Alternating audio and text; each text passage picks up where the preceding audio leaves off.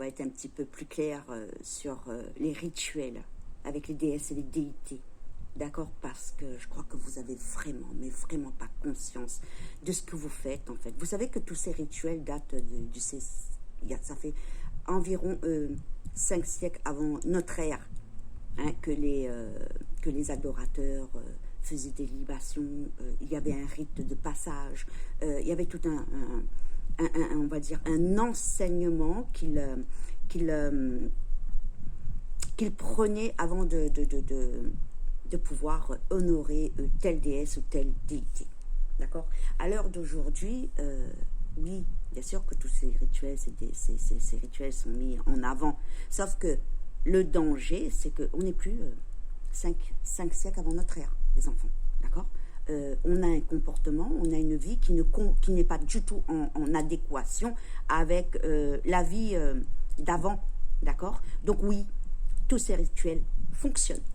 Bien sûr qu'ils fonctionnent. Parce que sinon, ils n'existeraient pas. Bien sûr qu'ils fonctionnent. Sauf que le danger, c'est qu'il y a des rites de passage. Il y a un enseignement à avoir avant de pouvoir prétendre et vouloir pratiquer un rituel. Comme on vous dit à chaque fois, à chaque déesse, à chaque déité, il y a une face blanche, lumineuse, et une face noire. D'accord? Donc, ces rituels vont vous apporter... vont vous apporter ce que vous demandez, en fait. C'est sûr. Sauf que, comme vous n'êtes pas prêt, vous n'êtes pas initié. D'accord? Vous ne faites pas de libation, vous ne faites pas de préparation, vous ne prenez pas d'enseignement. D'accord? Parce qu'il y a un laps de temps avant de pouvoir pratiquer ça. D'accord? Hein? Pour demander à ces déités et ces déesses de vous protéger, donc du côté lumineux. Qu'est-ce qui se passe? Eh bien, il va vous donner. Donc bien sûr, avec son côté sombre, hein, parce que le côté sombre donne tout autant, et si ce n'est pas plus rapidement et plus que le côté lumineux, d'accord? Mais il va vous demander des choses en échange. Voilà. Donc, vous pratiquez des rituels dont vous n'en avez aucune conscience de la répercussion qu'il peut y avoir dans vos vies.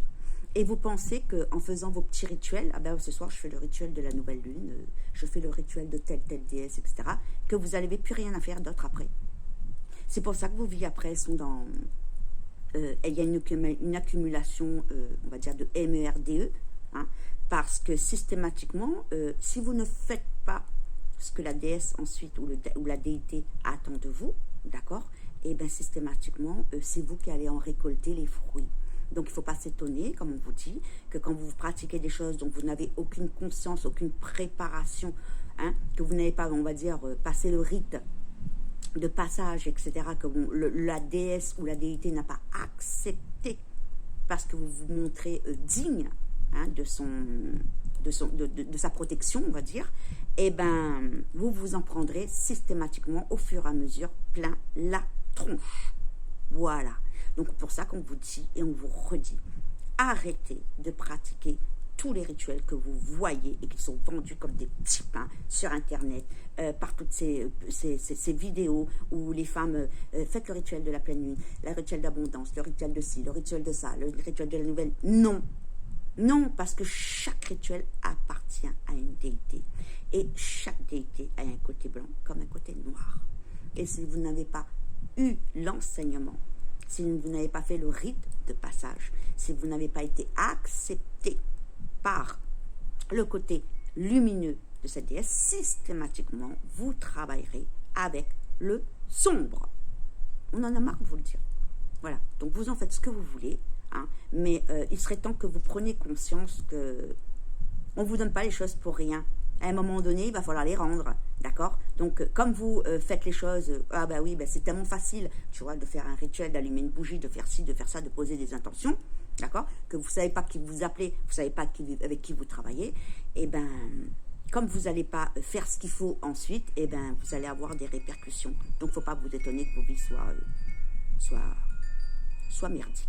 Il faut dire les choses comme elles sont. Voilà. Et que vous vous en prenez plein la tronche, et que dans vos vies, ça ne va pas. Voilà, voilà. Donc, à un moment donné, comprenez que ça ne vient pas des autres, ça vient de vous, d'accord? Vous êtes le seul et la seule unique responsable de ce qui vous arrive. Parce que vous ne réfléchissez pas, en fait.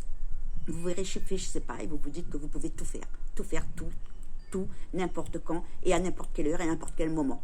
Voilà, voilà. Vous vous appropriez des choses dont vous n'avez aucune connaissance, dont vous n'avez aucune pratique, dont vous n'avez, voilà, que vous n'avez pas incarné et dont vous n'avez pas eu l'autorisation. Et ça en va de même pour les anges, d'accord? On ne va pas, parce qu'on ne s'amuse pas à appeler des anges, hein, d'accord? À se dire on va en méditation, on appelle un ange et on court tout de suite aller le regarder. C'est pareil, hein, parce qu'il y a l'ange déchu, d'accord? Et l'ange déchu, à partir du moment où vous aurez pris connaissance de ce qu'est l'ange, donc vous avez reçu le nom, etc., sans attendre qu'il vous enseigne ses vertus et donc ce qu'il est, l'ange déchu va vous dire, c'est bon, ça y est, tu es protégé là, voilà. Tu es protégé, tu peux y aller, je suis là. Non, mais en fait, il n'est pas là de merde, hein. C'est l'ange déchu qui vous guide, d'accord? Donc à un moment donné, purée, mais réfléchissez, quoi. Réfléchissez, préparez-vous. La spiritualité, c'est pas un jeu, en fait. C'est ça que vous n'avez pas compris, c'est que c'est pas un jeu, voilà. Enfin, bref, voilà, donc c'était tout ce qu'on avait à dire pour aujourd'hui, en espérant que ça va rentrer dans vos petits crânes de piaf. Voilà, voilà. On vous aime, hein. On vous aime fort, mais à un moment donné, il y en a marre. Voilà, on vous fait des embrasses, des bisous, bye bye.